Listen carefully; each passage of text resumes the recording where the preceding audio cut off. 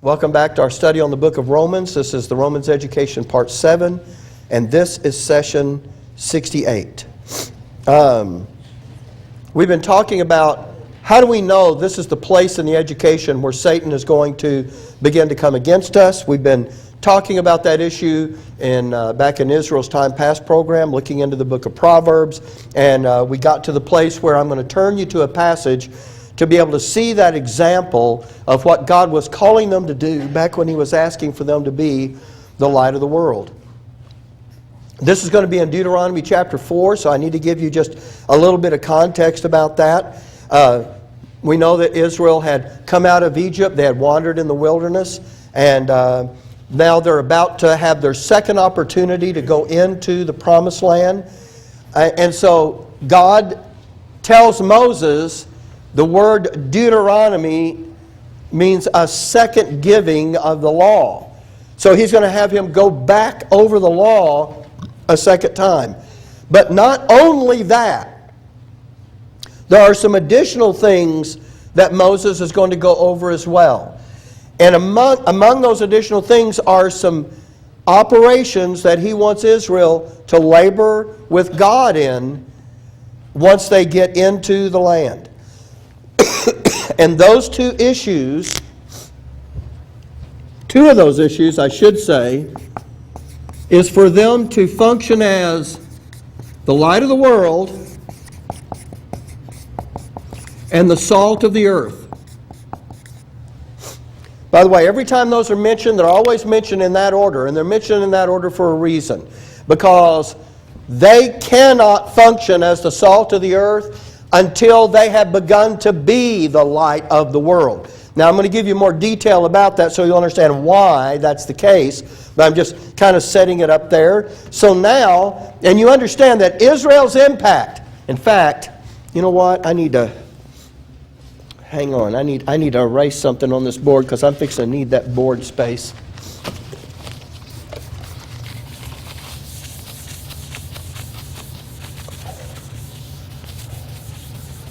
Okay. They're going to have an impact on the rest of the world, especially those nations that are round about them. And we're going to look at that. Now, this passage we have been in before, so I don't need to rehearse everything about it, but I want to read it to call it to your attention. And then I'm going to pull out some details so that you'll see this issue of what we're talking about, God asking them to do something with regard to light that provokes a response from the adversary. And they get warned about that. Proverbs chapter 4, verse 5. Behold, I have taught you statutes and judgments, even as the Lord my God commanded me, that you should do so in the land whither you go to possess it. Now, before we keep reading, let me point something out. I'm going to mention it again so you don't forget. But this thing about them being the light of the world and the salt of the earth is only going to be able to take place once they're in the land. In other words, while they're journeying toward the land, they're not the light of the world and the salt of the earth. God hasn't designed it that way. But see what He says here? That you should do so in the land. I'm pointing that out because I want you to see that's where they've got to be. Verse 6. Keep therefore and do them. This is your wisdom and your understanding in the sight of the nations, which shall hear all these statutes and say, surely this great nation is a wise and understanding people. For what nation is there so great, who hath God so nigh unto them, as the Lord our God is in all things that we call upon Him for? And what nation is there so great, that hath statutes and judgments so righteous as all this law, which I set before you this day? Now, we've been through this before, so let me just talk about that. Sitting in that passage are those two concepts. I'm going to tell you now, they're not called light and salt in this passage. It's not the only place this is going to come up. In fact, we're going to see this 2 more times in the book of Deuteronomy. And He's going to advance the details of it. So when He first gives it to them, He doesn't call them being the light of the world or the salt of the earth. but he gives it to them in the way that we just read there. So this, excuse me, this light concept that Jesus is going to mention when he gets over into the Gospels, there was a light that was supposed to shine out of Israel that would illuminate the darkness that are in the nations round about them. And just to coin this phrase from what Paul says, so that the Gentiles would have the eyes of their understanding enlightened.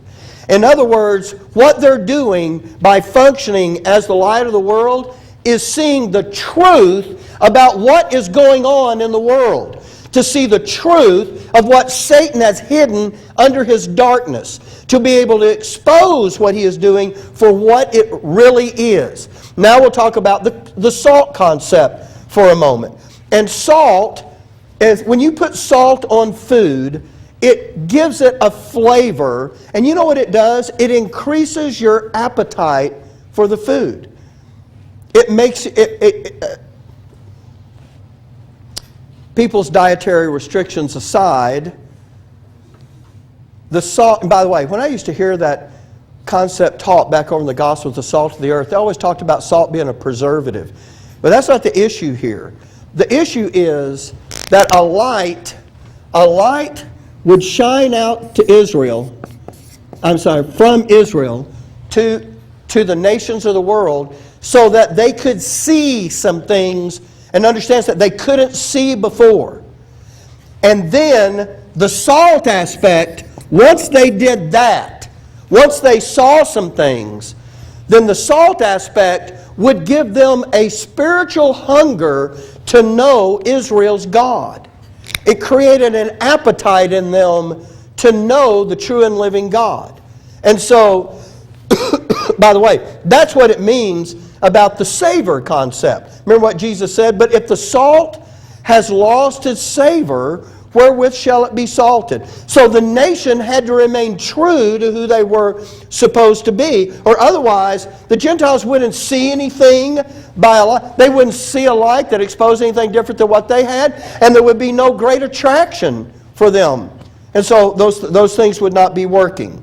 Now, there were some certain things that Israel was supposed to do once they got into the land, and that would constitute them beginning to function as the light of the world, and once that got up and running, then they would function as the salt of the earth. But now, let me just talk about here, you remember, when the Lord is talking when He is talking to that group at the Sermon on the Mount, when He brings up that concept, the light of the world and the salt of the earth, their mind should have taken them back to these passages that we're about to look at here in Deuteronomy.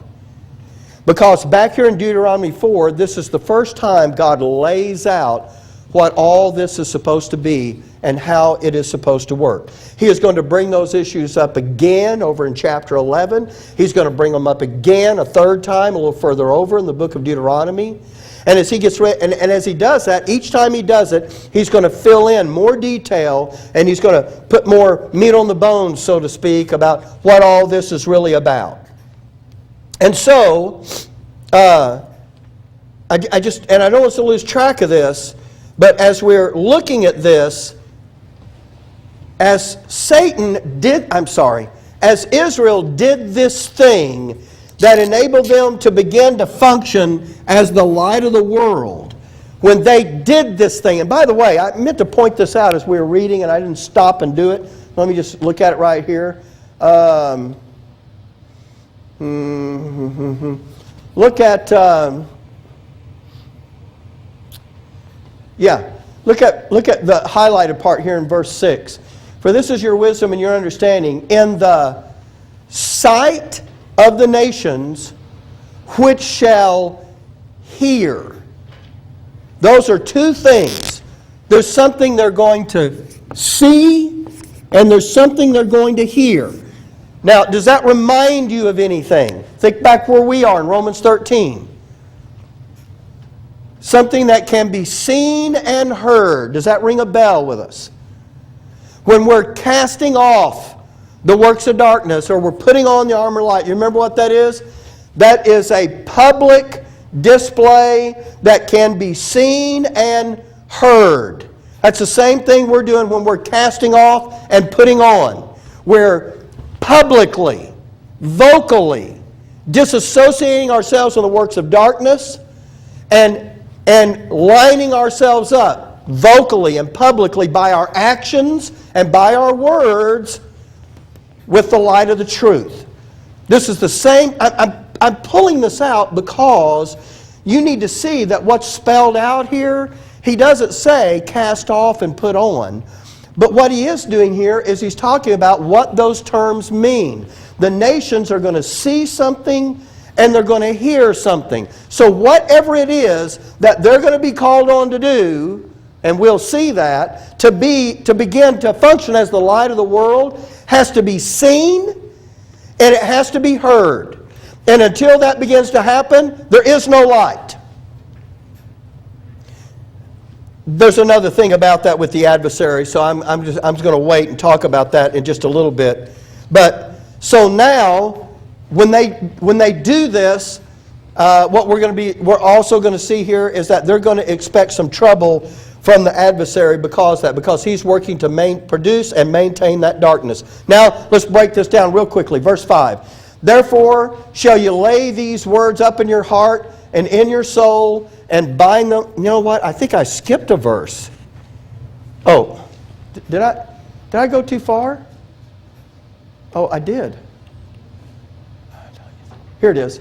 Behold, I have taught you statutes and judgments, even as the Lord my God commanded me, that you should do so in the land, excuse me, whither you go to possess it. There's all kinds of things contained in the law. Let me just give you a short list of them here. It won't be all of them. Precepts. We'll use these two because they're up here. Statutes. Judgments. Testimonies. Look, here's an easy way to do it. Take your Bible, open it up right in the middle. It would be the book of Psalms. Go to Psalm 119. Psalm 119. And I just want to show, here's a quick way to do this. Psalm 119. Are you there? Verse 1. Blessed are the undefiled in the way who walk in the law of the Lord. Blessed are they that keep his testimonies. Verse 3. They also do no iniquity, they walk in his ways. Verse 4. Thou hast commanded us to keep thy precepts. Let's see, verse 6. Then shall I not be ashamed when I have respect unto all thy commandments. Verse 7. I'll praise thee with thy brightness heart when I have learned thy righteous judgments. Verse 8. I will keep thy statutes. Do you see all those different terminologies there? All of those terms, I didn't get them all up here. Commandments, precepts, judgments, testimonies, all that. Those are, not everything in the law is meant to do the same thing. And so there are two things in the law that are meant to impact the Gentile nations. Some of those things are meant to impact the people of Israel.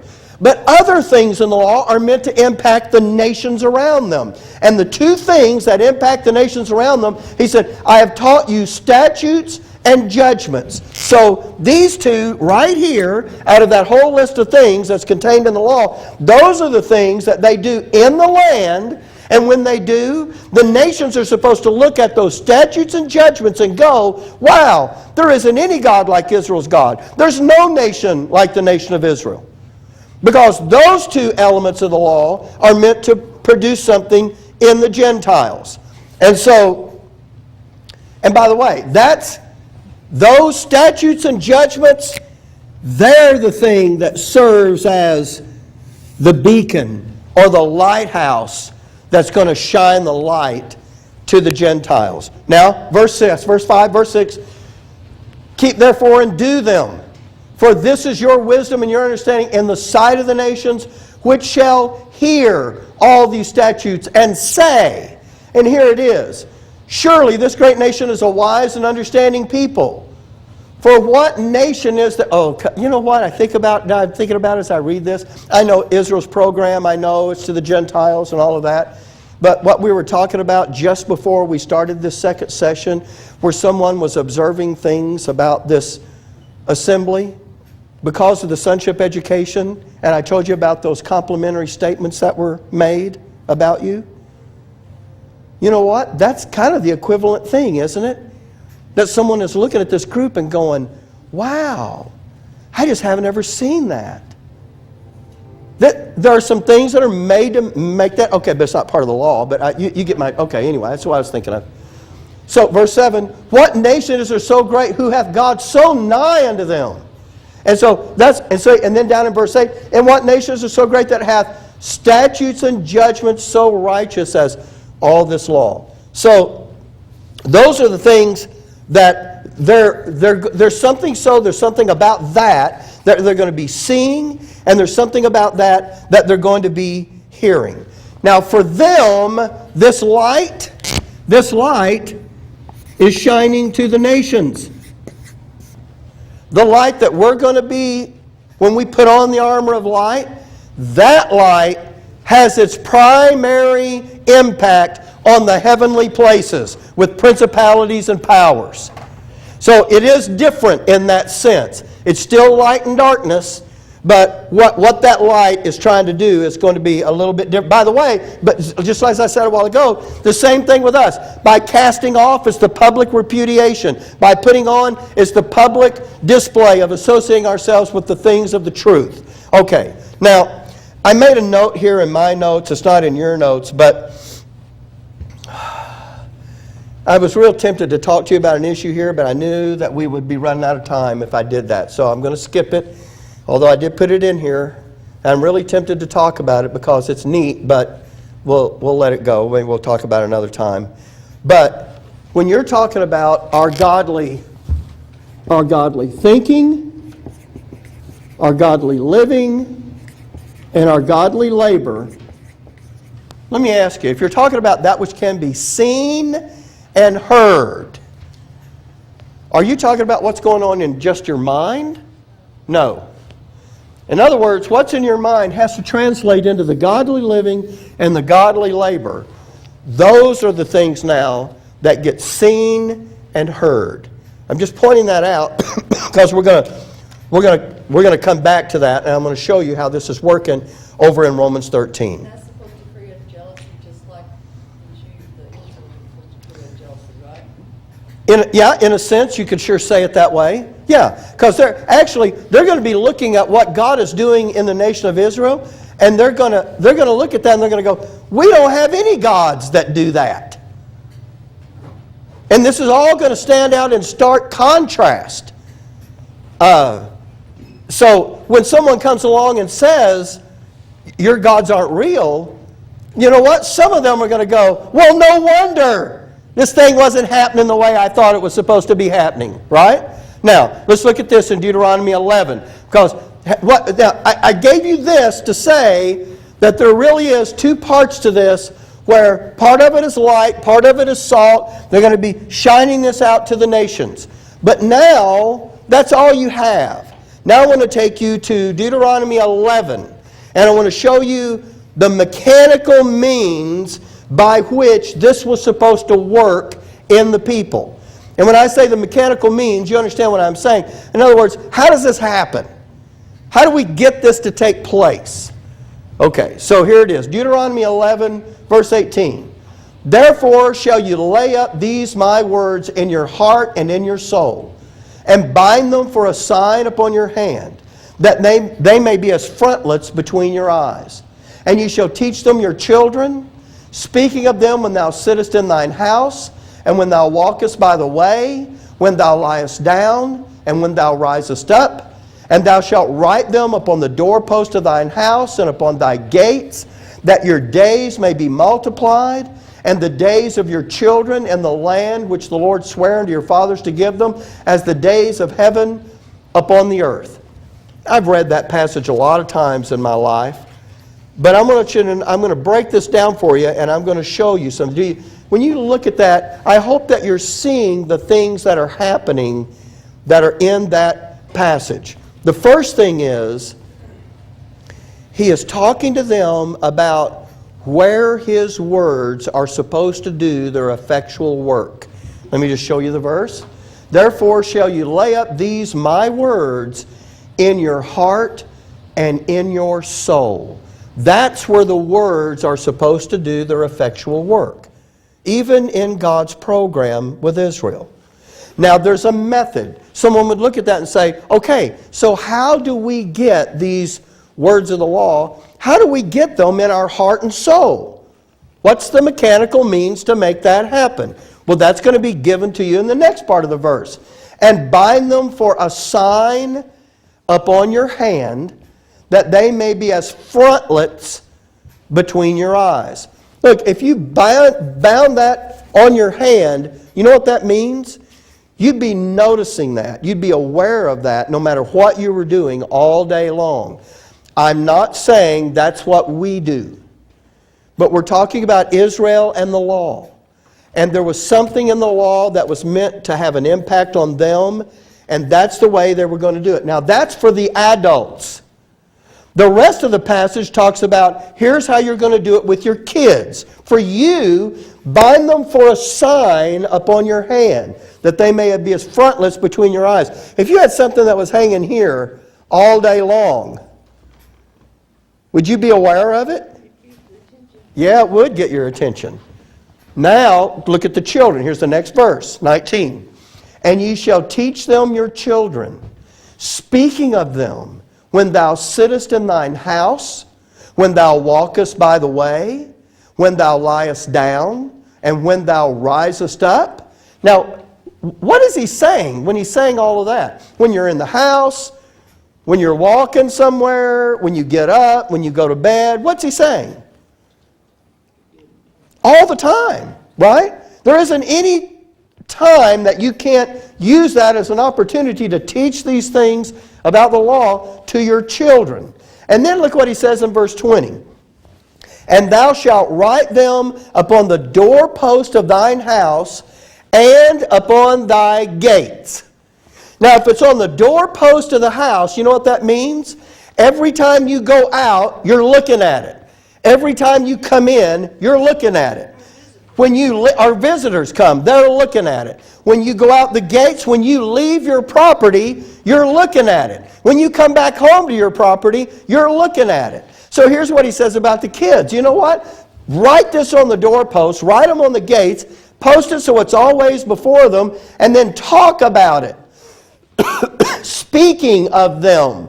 When you could be sitting in the house, you could be walking somewhere, and when you get up in the morning, when you go to bed at night, they're on the door, they're on the gates, they're everywhere. You know what that's meant to do? Put the law in front of these kids all the time. Now, if Israel had done that, would they have lost the law, discovered the book one day? No, they would have known. But I can imagine, but I thought about this. Look, I'm sitting in my study, I think crazy stuff. I'm thinking, why did they stop doing this? Why did they stop binding it on their hand? Why did they stop putting it on their doorposts, putting it on their gates, talking about it to the kids? Why did they stop that? I think a part of that had to be the influence of the world that said, this is really... we got this. You know what? We don't need to do this all the time. And then the world comes along and goes, why do you have that up there? Why do you have that? People kind of look at you funny, and in your desire to follow the fashion of this world, you let it impact you. And God knows where that's going to go, where it's going to wind up. It certainly wound up that way with them. That gets you off the line of... You know what? Thank you. Yeah, you are no longer on the path of uprightness. But now the light has gone out, and you're walking right along that wicked path with evil men. You don't mean to, but that's where you wind up. Okay, now, let's see, where are we at? Okay. So, now, so that's an individual thing for them. So how is the nation going to operate as the light of the world? We saw what was going to happen for them individually. Now, let me show you this. Now we're going to move this to Deuteronomy 11, a little further, verse 22. For if you shall diligently keep all these commandments which I command you to do them, to love the Lord your God, to walk in all His ways, and to cleave unto Him, then will the Lord drive out all these nations from before you, and you shall possess greater nations and mightier than yourselves. All right. Every Gentile nation in the world, as far as Israel is concerned, is divided into two categories. This is not going to be entirely accurate, but it's going to be pretty close. Right up here, you have the Sea of Galilee. You have the Jordan River that comes down. You have the Dead Sea up here. You have Jerusalem that sits about right there. And here's what they did. When they were going to cross over Jordan, they came up right about here on the Jordan River. They were standing over on this side. And He's going to tell them, when you cross over Jordan and you go in and you begin to occupy the land, that's when I want you to begin to function as the light of the world. Now, I'm putting this map up here because we're going to need it. The first reason we're going to need it is because this was called the land of Canaan. And who lived in there? The Canaanites. But there were nations that were in there that occupied those territories. And so the first category of Gentile nations are those that are, before Israel gets in, it is the Gentile nations that are in the land. Does anybody remember what God told Joshua to do with those nations when they got into the land? Did He say, when you get into the land, you preach the gospel to them and you try to win them over and you tell them how good God is? That's right.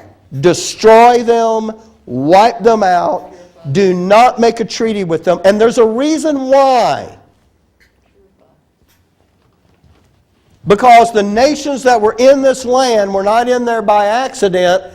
They were Satan's stronghold that he had built up in this land.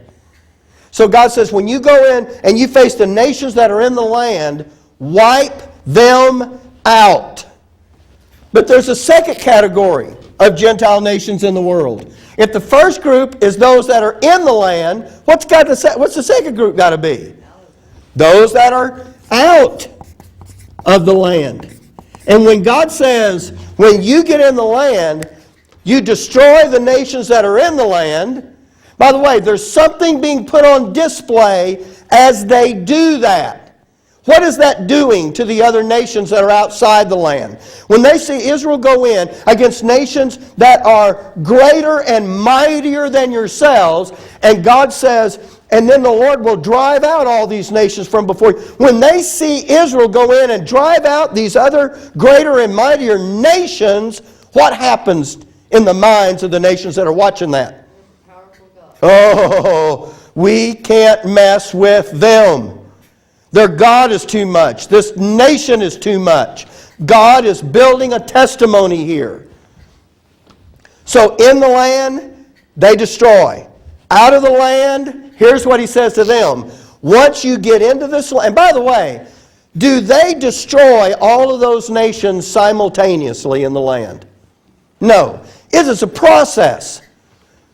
This land, the conquest, okay, I'm going to say this is going to sound crazy. The conquest of the land of Canaan, or the promised land, because, I'm sorry, this is the Mediterranean Sea out here, just so you know. The conquest of the land of Canaan was supposed to come in stages. When Joshua goes in, and he has that battle at Ai, and then he goes to Jericho. You know all that. Joshua gets things conquered through stage one of what has been laid out in their scriptures. And then you know what he does? He stops and he waits to die. Because he realizes what his job was to do this first stage of the conquest has been done. The next stage of the conquest is going to be carried out by the next generation. It's the next stage. So even though they don't conquer all of the land at the same time, there are stages of it. And God says when it gets to a certain degree that you have not only conquered some of this land and you have established yourself in it. By the way, this is exactly why. Does anybody look? Don't go look at it. Does anybody know what it is they were supposed to do that could be seen and heard by the Gentile nations that would constitute the light to them? Does anybody know? You know what? I've looked at these passages for years. I didn't realize what this was about. I knew about what they did, but I didn't realize what they were doing when they did it. I didn't realize this was the public display that they were doing. This is really an amazing thing. So, let's see, where am I? I left my notes for a moment. Where am I at? 12:22? Okay. So, 24. Every place whereon the soles of your feet shall tread shall be yours. From the wilderness of Lebanon, from the river Euphrates, and that river is up here. You know, today that's in Iraq. The river Euphrates is up there. It says, even unto the uttermost sea, here, the Mediterranean, that's where your coast will be. There shall no man, by the way, if you look at what was promised to Abraham, that thing comes down all the way down to the river of Egypt, the Nile. So what is called the Sinai Peninsula down here, it goes from here all the way up and all the way over to the Euphrates River. All right, so, I'm sorry, I lost my train of thought. We were reading. Every place whereon the soles of your feet shall tread shall be yours, from the wilderness and Lebanon, from the river Euphrates, into the uttermost sea shall your coast be. There shall no man be able to stand before you, for the Lord your God shall lay the fear of you and the dread of you upon all the land that ye shall tread upon, as he has said unto you. There's that fear and dread concept that we were talking about just a moment ago. And so God's establishing that. And so Israel's not being salt and light to these guys, but to everybody else, they are going to be salt and light. But they've got to get that up and running after they've established themselves in the land. And so, what is the overt act? When you cast off the works of darkness, that's an overt act that can be seen and heard. When you put on the armor of light, that's an overt act that can be seen and heard. And when Israel, by the way, and our overt act gives the adversary the green light to come against us. Their overt act is going to give the adversary the chance to come against them. So now let's start to look at that overt act. Verse 26. Behold, I set before you this day a blessing and a curse. A blessing if you obey the commandments of the Lord your God, which I command you this day, and a curse if you will not obey the commandments of the Lord your God, but turn aside out of the way, which I command you this day, to go not after other gods, which you have not known. And it shall come to pass, when the Lord thy God hath brought thee into the land, whither thou goest to possess it, that thou shalt, and here's the overt act, thou shalt put the blessing upon Mount Gerizim and the curse upon Mount Ebal. And those two mountains sit just like this.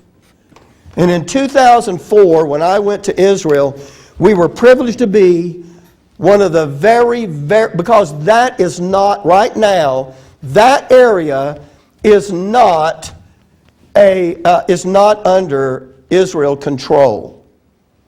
Now it is a desert area, but it's not under Israeli control. So when they took us out there, by the way, the guy that took us out there was a retired officer out of the Israeli army.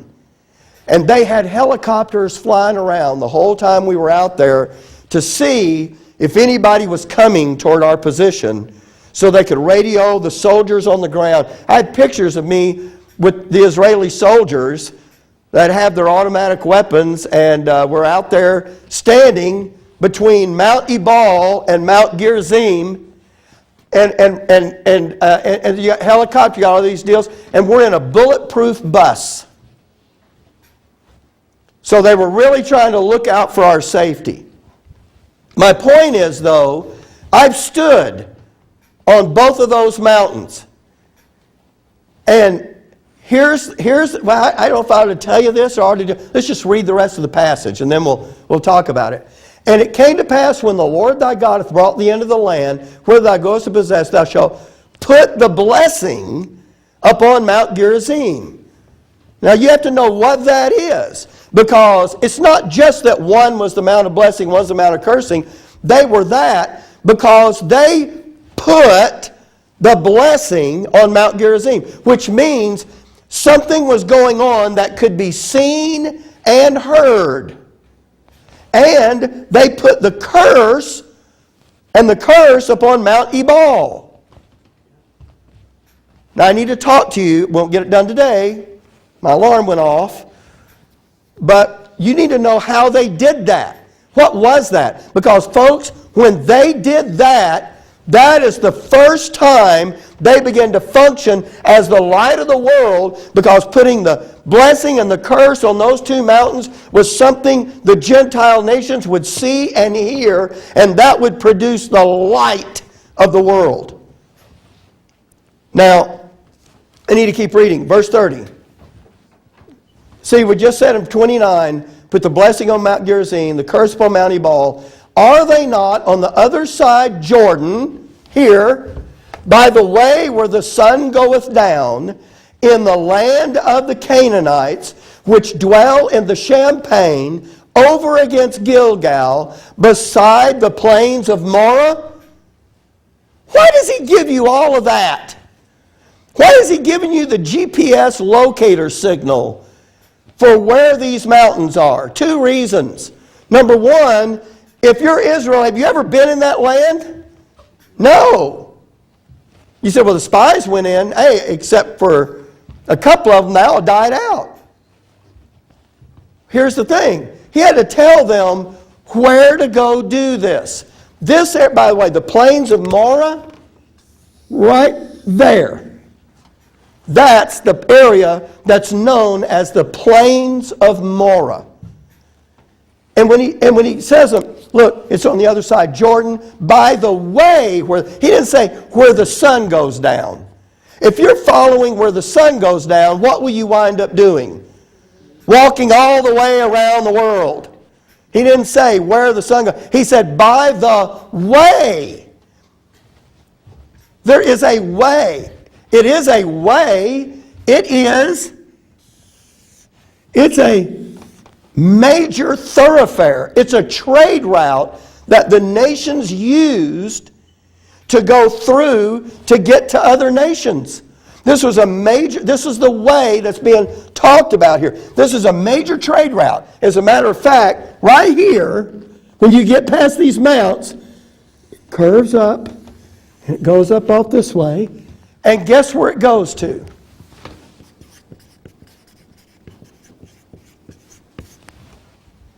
Guess where Saul was when he saw the blinding light, fell to the earth, and he heard the Lord speak to him, Saul, Saul, why persecutest thou me? He was on the Damascus road. You know what he did? He started right down here in Jerusalem, and he followed this road up, teed it off just south of the Sea of Galilee, and was headed up toward Damascus. And that's where the Apostle Paul got converted. This is a major trade route. You know what? Everybody went up and down through here. And here's what God knows. They're going to pass these two mounts. And when they do, there's something they're going to see, and there's something they're going to hear. And as those things are done, Israel is going to start becoming the light of the world. When they put that blessing on Gerizim and they put that curse on Ebal. And so, let's see, am I through reading this? No, so I got to keep reading, verse 31. For ye shall pass over Jordan to go in to possess the land which the Lord your God giveth you, and ye shall possess it and dwell therein, and ye shall observe to do all the, here they are again, the statutes and judgments which I set before you this day. What were the statutes and judgments for? They were supposed to impact the Gentile nations. So you know what they're doing? They're setting something up on the major trade route that went right through the midst of the nation, so that they're going to have to pass by those two mountains, and they're going to hear something, and they're going to see something with their physical eyes. And that is going to produce a light that is going to dispel the darkness for the Gentiles.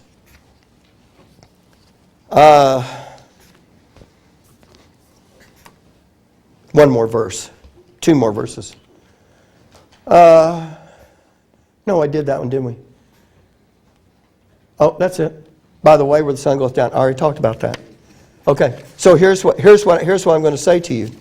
That the book of Deuteronomy is doing just like so many other books that we've seen, where some doctrine gets given to them, and then it goes along, and then it comes back and it picks that up. It returns for detail, remember? RFD. It comes back and then it gives you more detail, and it lays out. Then it comes back and it gives you more detail. Here's what we've done so far today. We started in Deuteronomy 4, and we got some detail about what they were supposed to do there. What the nations would see and hear. But they weren't told in Deuteronomy 4 what that was. Now, by the time you get to Deuteronomy 11, now you're told, oh, it's when they put the blessing and the curse on those two mountains. But we're not done yet. We have to go a little further in Deuteronomy, and we'll do that next time. And you're going to be given more detail about how this is going to work as the light of the world to the Gentiles. See, when God said to Israel, you're the light of the world and the salt of the earth, He wasn't just giving them a friendly little pat on the back. He was taking them all the way back to the book of Deuteronomy. That's something that couldn't even begin to happen until they put the blessing and the curse on these two mountains. Something the Gentiles would see and hear. That was the whole reason for setting that up. Now consider yourself to be part of the believing remnant, and you're hearing Jesus say, ye are the light of the world and the salt of the earth. There are some things that ought to automatically be in your thinking from all the way back to the book of Deuteronomy. Okay. Seemed to be much more exciting when I was in the office. But look, I'm looking at this, and so many things are falling into place on this. And so when we're through with this, that's the time past. Then we're going to go forward into the Israel's prophetic future, into the literally the to come portion of their program. And we're going to see that same thing, because we haven't gotten to the place where I need us to get. Where I needed to say this so you could understand when we get the next set of details. That's where He warns them about when you begin to do this, when you begin to shine this light and function as light, this is when the adversary has that legal right now to come against you. This is how you'll know. This is how, that same principle, that's how we'll know. So when this is happening, if you don't have this nailed down, I'll tell you what'll go on in your mind. Now, we covered a lot of stuff, but how do we know it's really like that? How do we know that? This is how you know. It takes time and study. And I'm going to give it to you so that you'll have everything you need to be fully persuaded that what we understand about this is correct. Okay, all right, let's have prayer and we'll be done. Father, thank you for your goodness to us. Indeed, it is goodness. That word of reconciliation, that even though the world had reached a point of no return, you interrupted all of that program and gave Jew and Gentile alike to be the opportunity to be reconciled to you. We're grateful to be part of that program. But we understand that just as it happened in your program with Israel, that the adversary came at a certain time and was able to attack Israel, to attempt to shut their light off, that He will do the same for us. May all of these things that we're learning work in our mind and benefit us, so when that time comes, we'll be fully educated about this issue and will be prepared to meet that attack and to endure it under your glory.